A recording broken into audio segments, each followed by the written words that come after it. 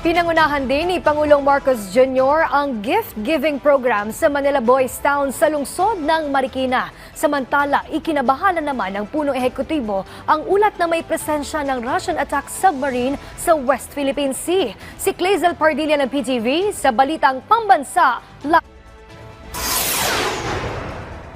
Princess, ikinababahala ni Pangulong Ferdinand R. Marcos Jr. ang presensya ng Russian attack submarine na namataan sa West Philippine Sea. Ayon sa report na ispatan ng underwater Russian 80 nautical miles sa kanluran ng Occidental Mindoro noong November 28, ikinaalarma ng punong ehekutibo ang anumang iligal na pagpasok sa West Philippine Sea at karagatang sakop ng Exclusive Economic Zone ng Pilipinas. Narito ang kanyang pahayag.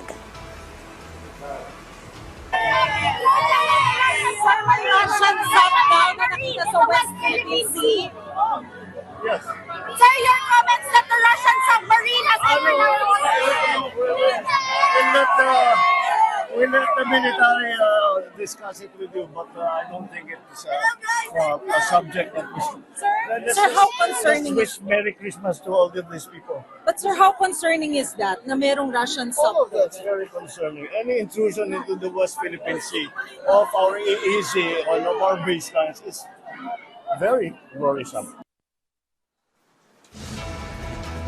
Princess, sinabi yan ng Pangulo matapos ang kanyang pagbisita sa Manila Boys Town sa lungsod ng Marikina, kung saan naghandog ang presidente ng daan-daang Christmas package, essential goods at hygiene supplies sa higit 700 na ulila, inabandona, biktima ng pang-aabuso at pinakamahirap na kalalakihan sa Manila Boys Town. Pangako ng presidente, hindi nakalilimot ang administrasyon at laging iniisip ang kanilang kapakanan. Muli yung binigyan diin na sisikapi ng pamahalaan na maging merry, maging masaya ang Christmas ng bawat Pilipino ngayong Pasko. Yan na muna ang latest. Balik sa'yo, Princess.